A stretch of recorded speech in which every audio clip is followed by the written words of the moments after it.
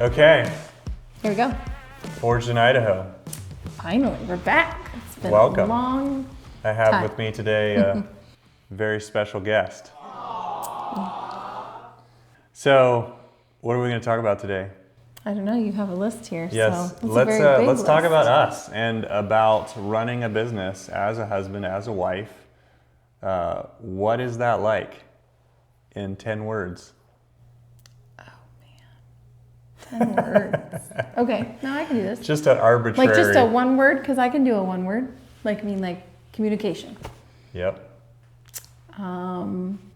Transparency. Yep.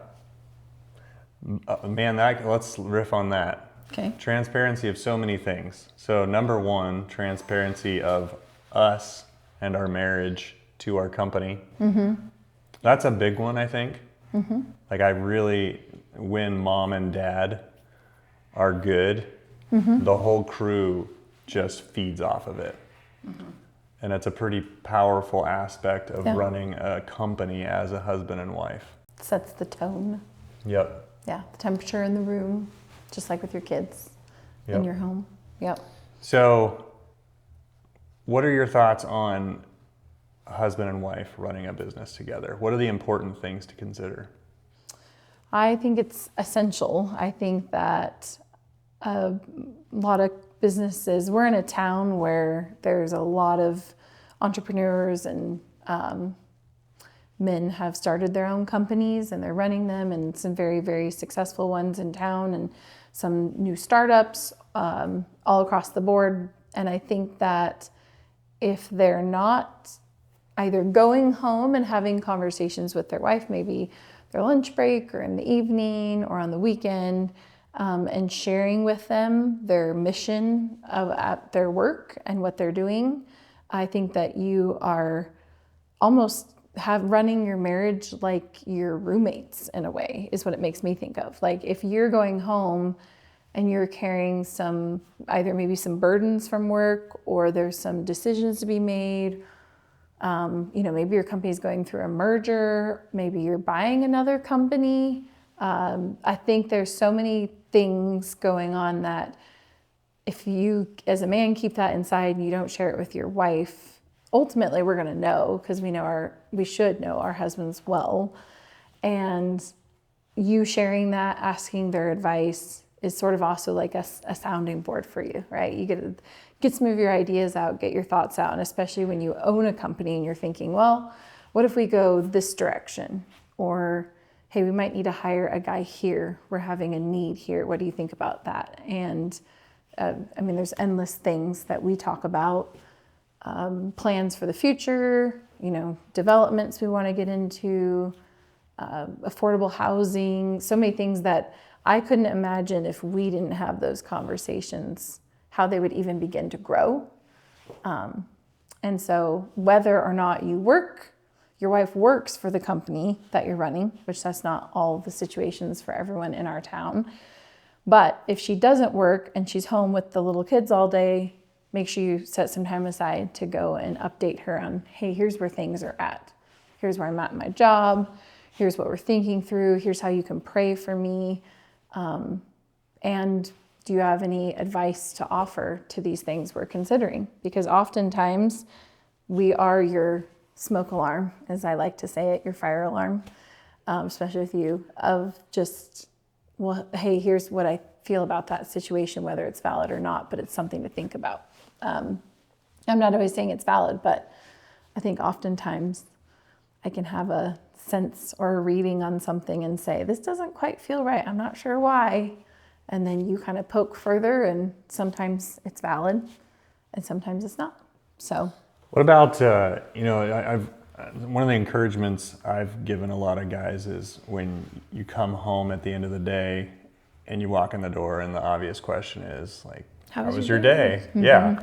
Have an answer. Yes. Like that's a really important, profound question. It was fine. Like that's like, the most boring. There was some thing. Stuff. Yeah. Talk about that's not true. Don't force your wife to have to pull it out of you. Like you should be willing to. I'm not saying there's some women that need to be guarded from certain things.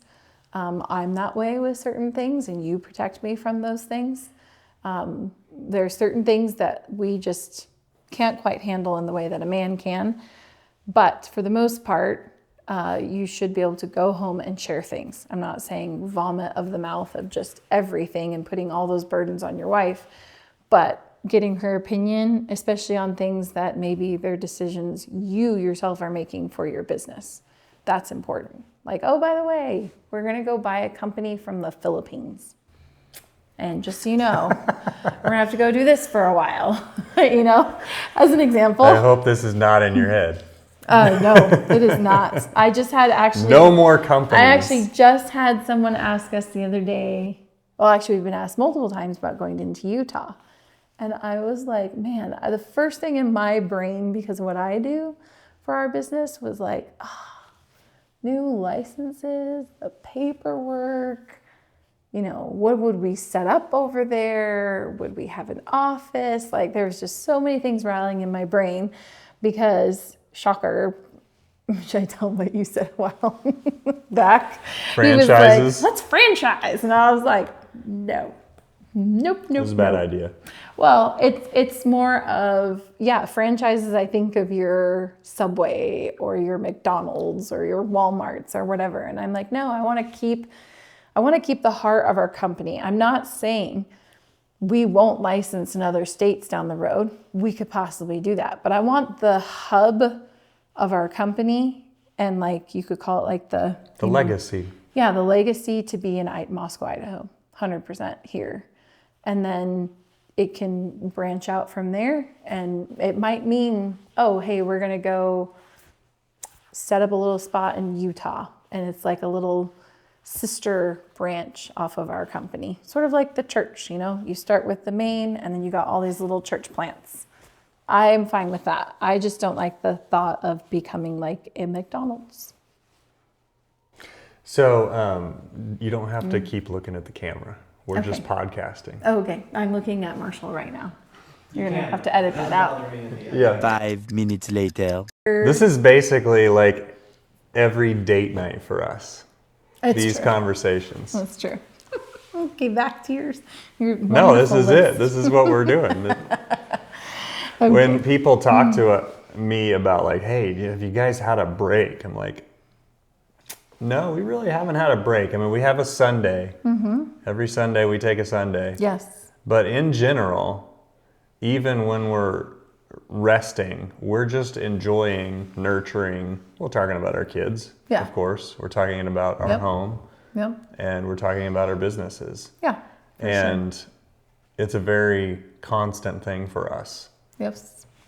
I love riffing off Charlie Kirk's idea. We were chatting about I've heard different versions from him, and one of them was turn the phone off Friday for the whole weekend. And then I actually saw one where he talked about it, and he said he turns it off Friday night until Saturday night. And I was like, I think he did 36 hours.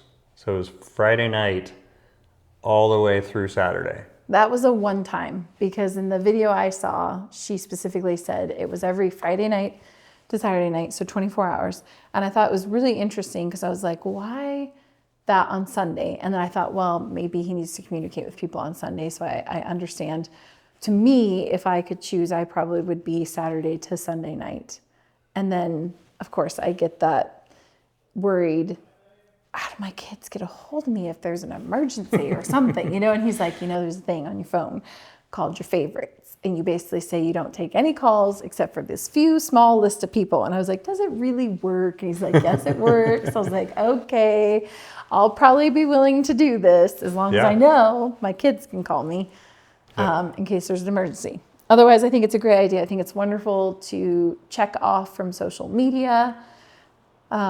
Especially because, not all of our media is always what Matt produces is pleasant, but the reactions are not always pleasant. And it's great to just say goodbye to that for a while and say, okay, I don't need to read all these negative comments. I can just ignore them. I love it, but you do. I do need breaks. Yes. I do. I have to forcibly remove myself from being just drawn into it, right? Yes. It's only one of the battles. Yes. So we fight a lot of battles, Yeah. right? So we have, let's just kind of, for the people that don't know, we own and operate Forged Construction. Mm-hmm. From that, we then established a relationship and bought Norm's Glass, a window and door company. Yes. And then a little bit after that, we decided to split off our workers that did excavation into Yep. Forged Excavation. Because we bought equipment, and that's the wise way to do it if you're listening. Yeah. Be smart. Which is what you told me. Yes. And then we eventually were selling enough wood stoves that we started panhandle heating, and now we have spas and wood stoves and Spas and saunas come January. Yes. yeah. Yeah. That's So fine. all of that Yeah. is basically springing up out of conversations between you and I. People talk to me, they're like, how do you guys do all this? I was just like, we just talk. And then we give our ideas to people to execute. Yes.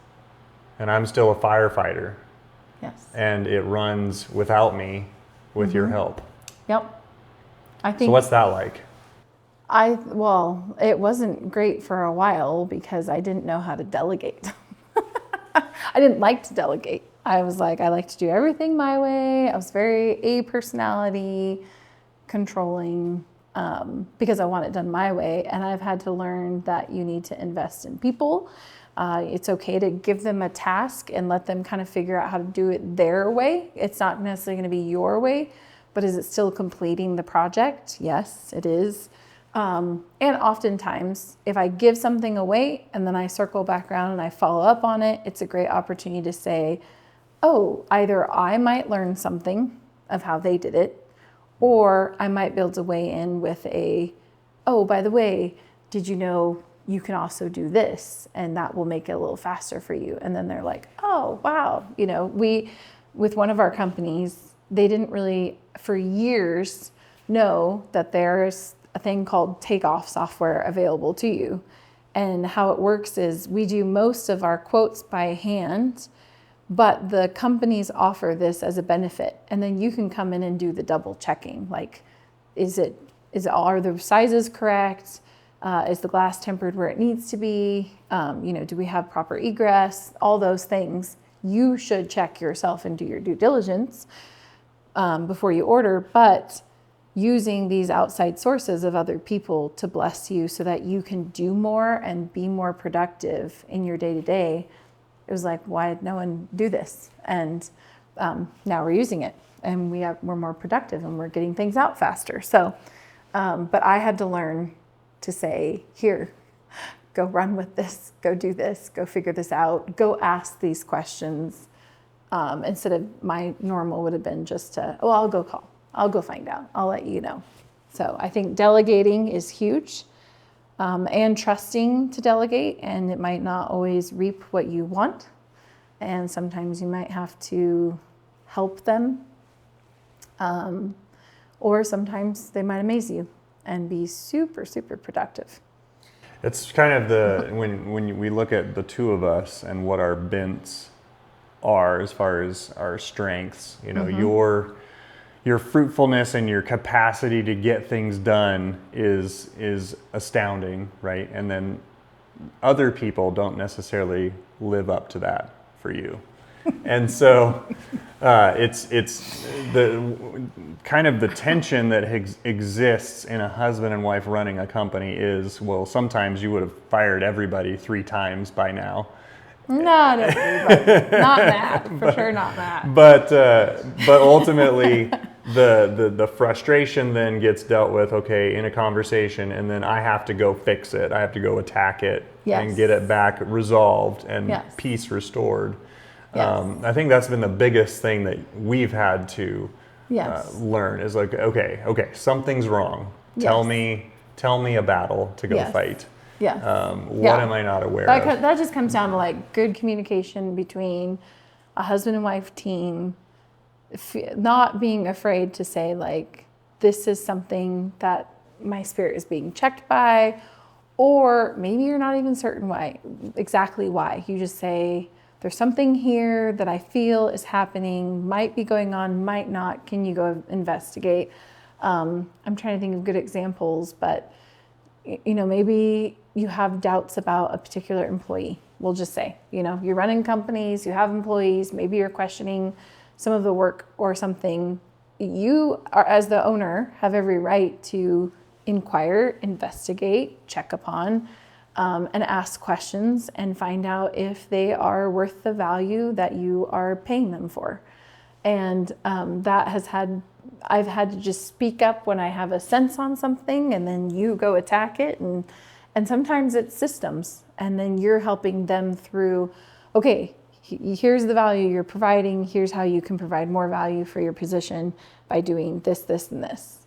And that's been fun to see, because I truly think that you get certain companies where they hire people and it feels like a rat race or something, and everyone's just kind of going about doing their thing, and no one's actually investing in them and making them better and improving them.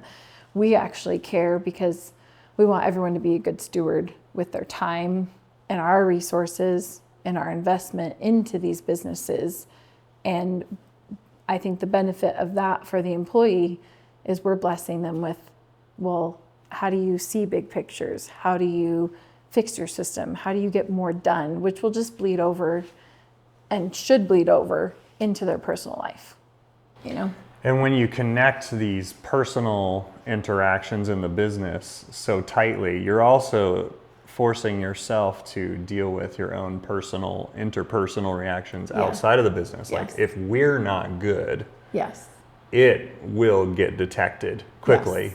Oh, yes. And then it will just fester. Like you don't know how those things will fester, but it would fester. Yes. So it forces, I think, us as a husband and wife to stay super dialed in our marriage, so that we can then walk in here as husband and wife and run a good team with just as much function in that team as we have at home. Yeah. And it has to start at home. Yeah.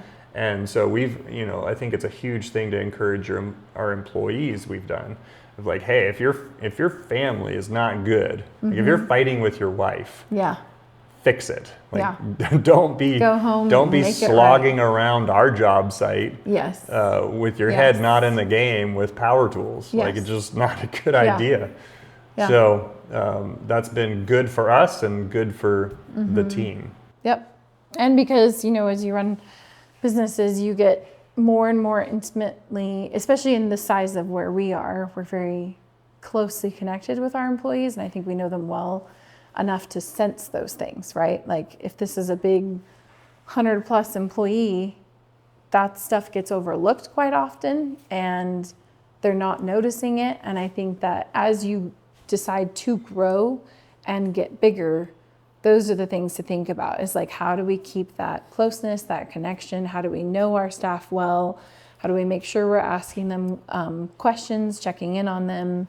I can't remember, I read once about some CEO and some of the comments the employees made about him was they said that he checked in on all of them. And it was a big company. And I was like, man, that would mean, I was just sitting crunching the numbers, and I was like, that means he has to tackle like this many employees every month, checking in on them. And I was like, that's a huge part of your time. But I do think it pays off because they all feel valued and that they're invested in and that they care and their opinions matter. And if they did have a grievance, that's probably the time that they would say something rather than letting it fester and grow and just shoving it to the side. Yeah. Yeah. So what am I the worst at as far as running a business? Of all the things that you have to come in and examine and help me see problems, what are the biggest things that you specifically look for? a lot of those have kind of gone away, but I would say, gosh, if I had to pick one, I know what it is, but I do love this about you. So you think the best of everyone. And that is a wonderful thing. Yes. Yeah. I'm the one who will be like, here's the problem, and you'll investigate and you'll uncover a little bit of something. And I then, want him fired. and then I'm like, okay, strike one, give some grace, we'll give some time, let's see if it gets better. And then maybe it happens again. And then I'm like, Brad, where you're like, well, let's just try this. And I do love that. I do love, you were very gracious, and you give people chances. I can be too just cut it off. So I think that's great. I think the things that you've improved in is your communication has gotten amazing. Your systems, those were things we dealt with in the beginning, was like, how do we communicate in a way that people can understand, because you have a particular way of communicating, and I do, and others do. And now you talk, and everyone, they know you well enough. They know what you're saying. And I think like the systems that you've improved across the company is great. All our SOPs, or you call them SOGs.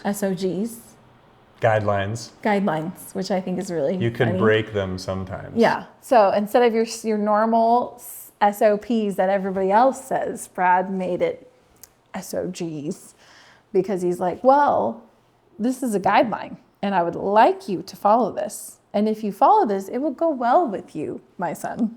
But if you do not, there might be a problem. But that's how you should look at it instead of a procedure. But so this is like such an important example of, you just describing, here's my weakness. The only reason I was able to work through that weakness over time was because you were very actively involved and counseling with me. Yes. And so, if I'm running a company and the entire company is all my responsibility, me having that all in my wheelhouse and not having the help of a wife You're involved, things, yeah. I'm not going to grow in that area, or Yeah. at least not as fast. Yeah. Right? I'm going to go twice as long, or maybe lose some good employees along the way. Like all of those things, or even worse, hang on to a bad employee.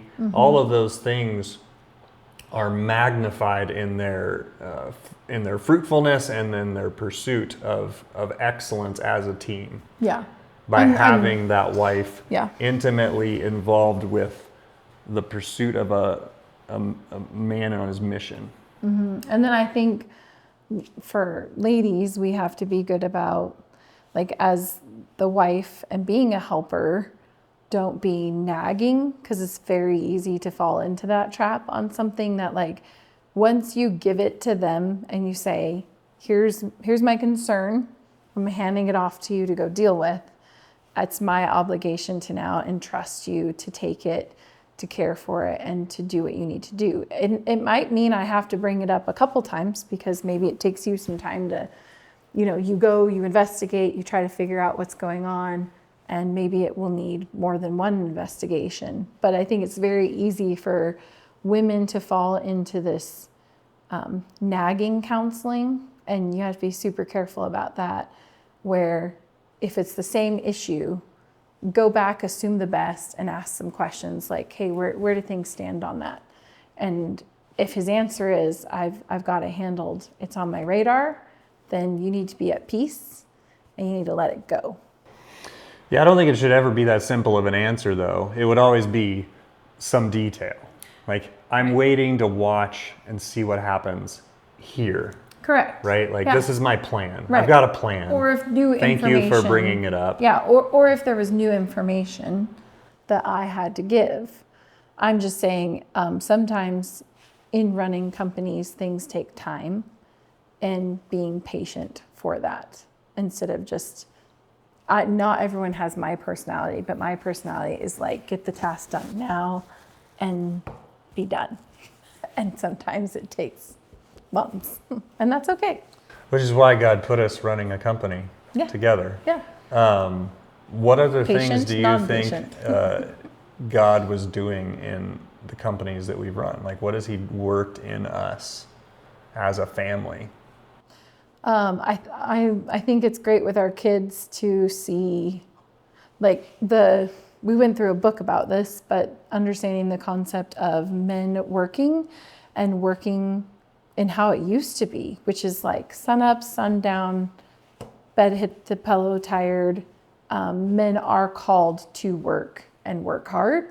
And America has slipped into this mindset of really laziness. And it's affected our young men, especially in our world, to where, you know, oh, I really want to go golfing on Saturday. I don't want to have to go out and, you know, work on the yard or work in the field or whatever. Maybe you own property and property. Work on the honey-do list. Yeah, work on the honey-do list. And, you know, even running a home, running a farm, children, all of those things, if you do have land, there's a lot of work, endless work.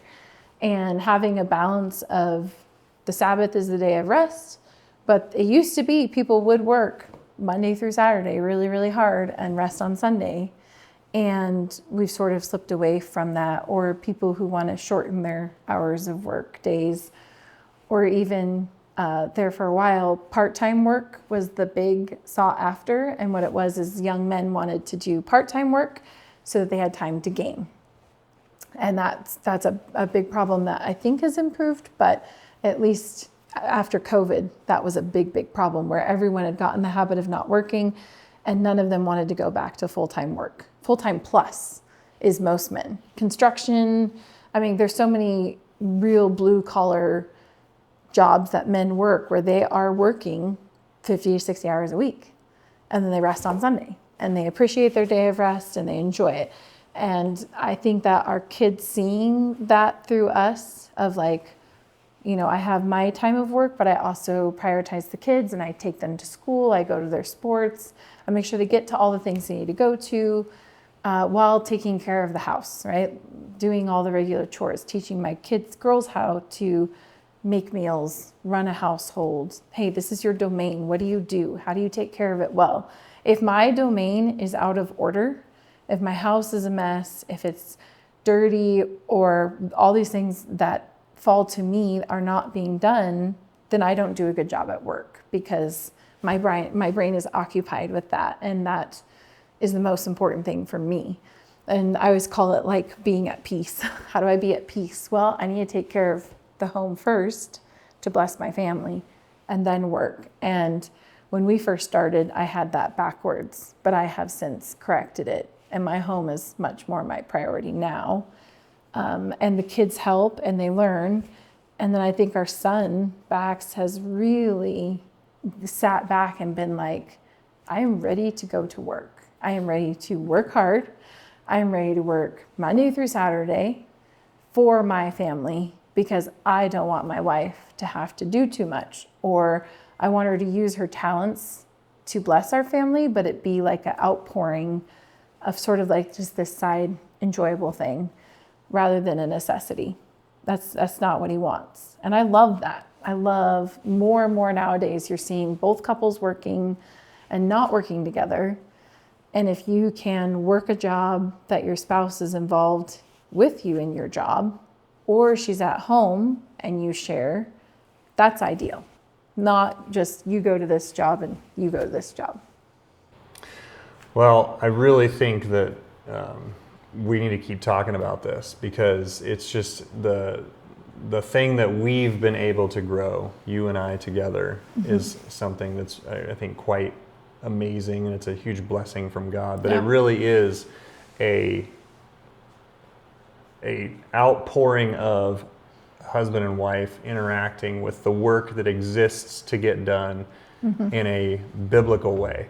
Yeah. And so I think I want people to send us their questions, and I want us to be able to continue to interact with that. Yep. And we got through like 2 points, y'all. I think it's a really important conversation to keep having. Yep, definitely. And that's okay. We'll do some more of these. Sounds great.